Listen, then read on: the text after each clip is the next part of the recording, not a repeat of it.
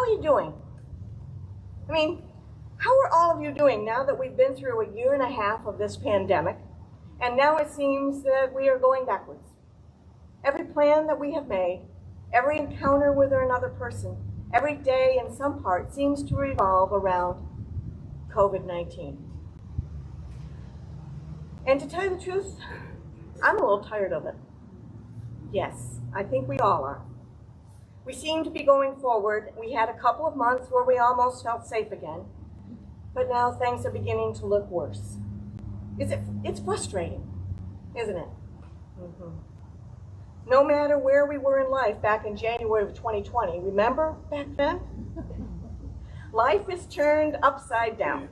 Some have lost jobs, others have found it difficult to find jobs. Some have watched their financial states worsen and face eviction or hunger or both. Many, way too many, are grieving loved ones without being able to come together with their supportive community.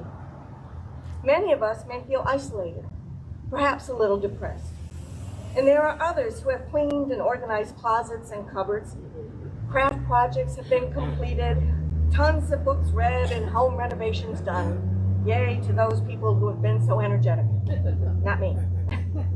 Then there are those who have labored throughout this pandemic, keeping it safe for the rest of us, and to whom we owe a huge debt of gratitude. Thank you. You know, everyone's story is different. Everyone has faced different struggles, and I pray that your story, your journey through this time, has kept you safe and taught you some things that are good for life. Our story from the Old Testament relates a time in the prophet Elijah's life. And I have to tell you, as often as I have heard this story, I don't believe I have ever looked at the time in between the big competition Elijah had between Baal, the god of the Canaanites, and Elijah's God, our God, and Elijah waiting in that cave for God to pass by. This time, however, I could not stop seeing Elijah fearing for his life and sitting under that broom tree. So again, as a trigger warning, I'll be talking about a little bit about depression and suicide, just to be aware. But let's back up a minute to set the scene. Elijah was this great prophet of God who worked very hard to tell people about God, and he put God first. He even says, I've been very zealous for the Lord, the God of hosts, as if somehow that's at fault. He's so enthusiastic, however, that he sets up this big competition between Baal, the god of rain that the Canaanites worship. There'd been a drought, and God.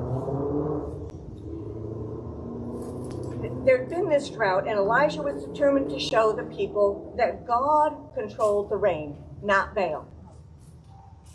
So offering pyres were built. People prayed to the respective God to burn their offerings.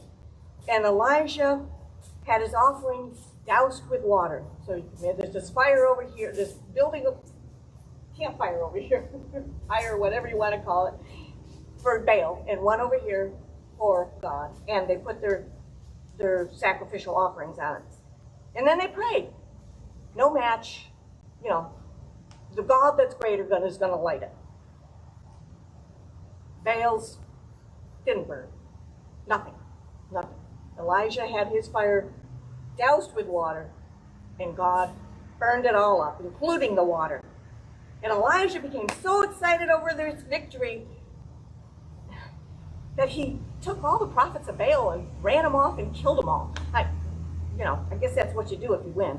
And that greatly infuriated Jezebel and Ahab, who were the king and queen of the land, So they vowed to kill Elijah. Oh, as a side note, it did rain after that, too. So, the drought ended. That's the Cliff Note version. So, here's Elijah, this great prophet. And he is terrified for his life. And he flees. And he runs all the way to Beersheba, which is, outside of Jezebel and Ahab's jurisdiction. Yes, that's the same Jezebel you know about. He sent away his servant and wandered into the wilderness alone. What is it with these biblical characters and going into the wilderness anyways? I guess that's where they think. And they sat under this solitary broom tree and asked God to take his life. And that's where I get stuck in this story. From the rush and high of victory over Baal, Elijah now found himself in this pit of despair. We might say today that perhaps Elijah suffered from a little bit of a bipolar disorder. Maybe it was just a low after a huge adrenaline rush, or a regret over killing all those prophets, or fear of Ahab and Jezebel, or sheer exhaustion. Whatever it was that threw Elijah into despair, we know that depression usually has more than one reason behind it. As Elijah struggled under that broom tree and told God, "It's too much," I think God's response has something to say for each of us, especially for those who struggle. Suddenly, an angel touched him and said to him, "Get up and eat." He looked, and there at his head was a cake baked on hot stones and a jar of water. He ate and drank and lay down again. The angel of the Lord came a second time, touched him, and said, "Get up and eat. Otherwise, the journey will be too much for you." He got up and ate and drank. Then he went in the strength of that food 40 days and 40 nights to Horeb, the Mount of God. God sent an angel and nurtured Elijah back slowly. God didn't punish Elijah. He didn't let him die. God didn't tell Elijah that he was bad. He loved Elijah.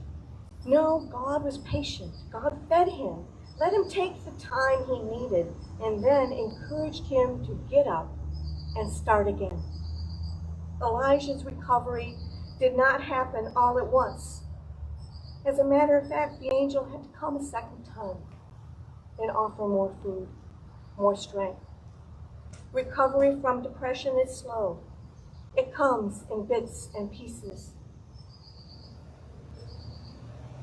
Almost 2 years ago, our own daughter Jill, under a lot of stress and depressed, prepared to take her own life.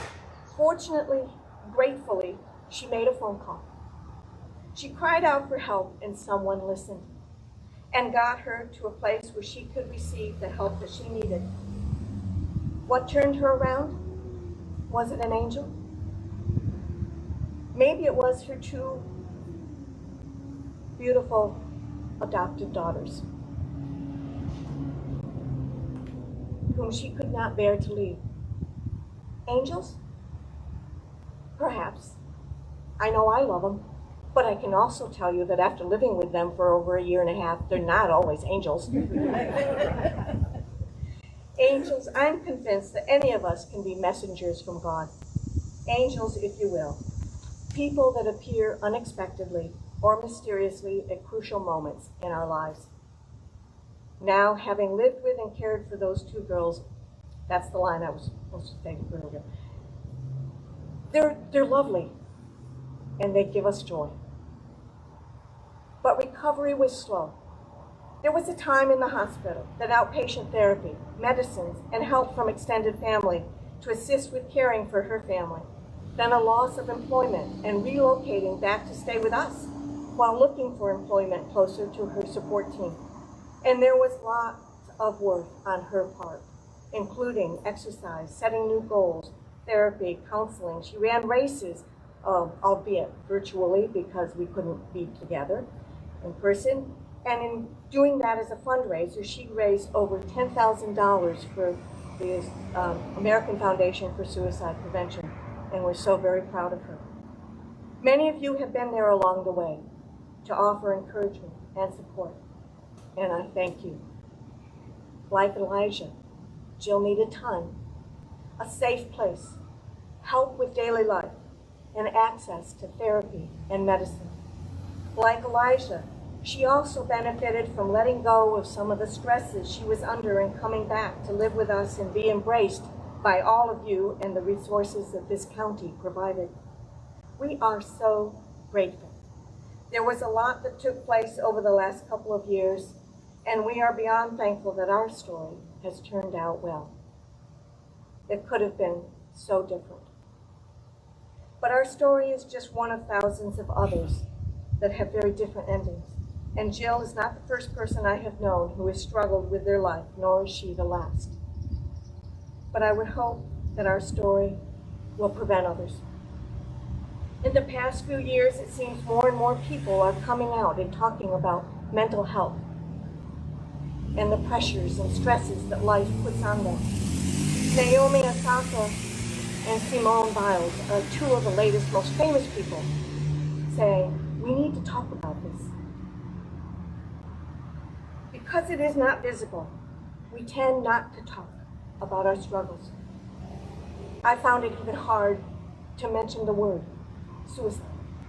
And I didn't want to go to this sermon, but I'm here. At some point in our lives, probably most of us have struggled with mental health issues. I've had my own bout of depression.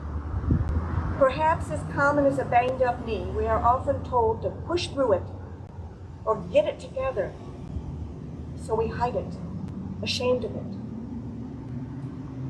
Like we are hiding under that broom tree. Hiding depression or suicidal thoughts does not solve the problem. It is important to reach out, to seek the help needed, because help is out there. Maybe in terms of angels, but most likely in terms of other people who can offer that assistance. Just as important is to be aware and listen to our loved ones. From the American Foundation for Suicide Prevention, in the latest statistics they have of 2019, where over 43,000 people died of suicide, and on average, 130 suicides per day in the United States. White males accounted for close to 70% of those. Asking someone directly if they're thinking about suicide won't put the idea in their head. Most will be relieved to start some conversations. And suicide is related to brain functions that affect decision-making and behavioral control, making it difficult for people to find a positive solution. They're under that broom tree and they need help. If someone, and here's the positive note, if someone can get through the intense and short moment of active crisis, chances are they will not die by suicide. And most people who survive a suicide attempt, 85 to 90% of them, go on to engage in life. Looking back, we could probably think of things that just didn't seem right. But we didn't want to bring it up. We didn't want to ask. Believe me, we are so blessed to be able to hug our daughter instead of wallowing in our grief.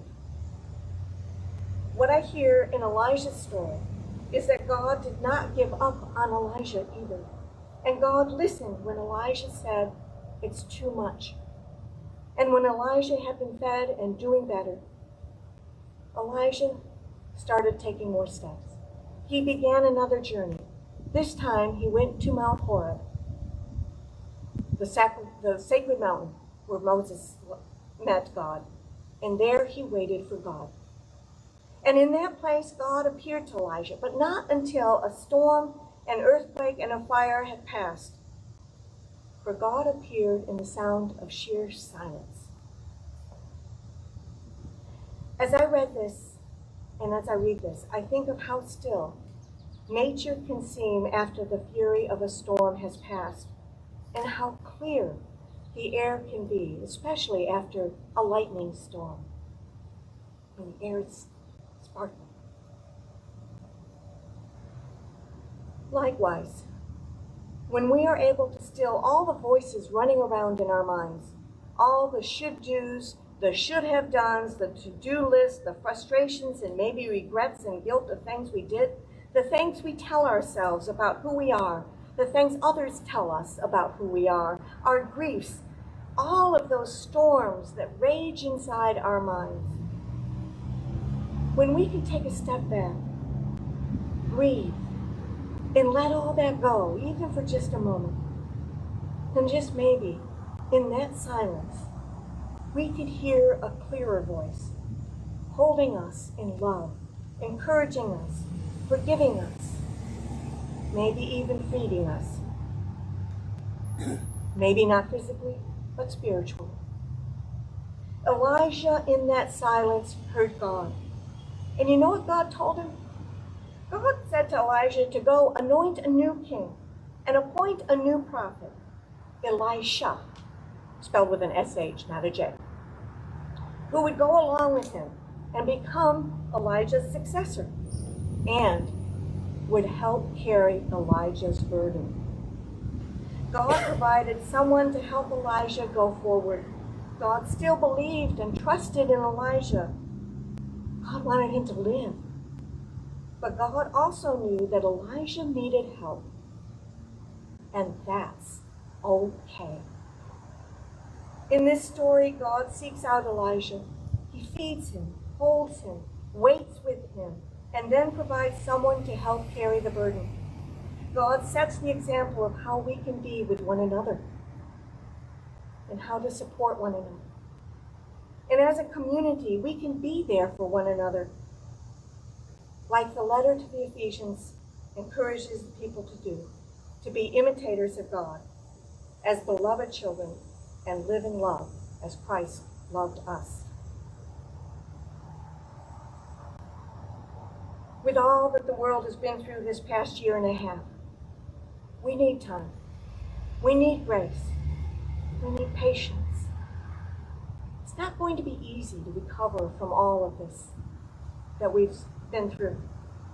And not everyone is going to come running out from that broom tree ready to participate in life again. Some will be hesitant. Be kind. Amen.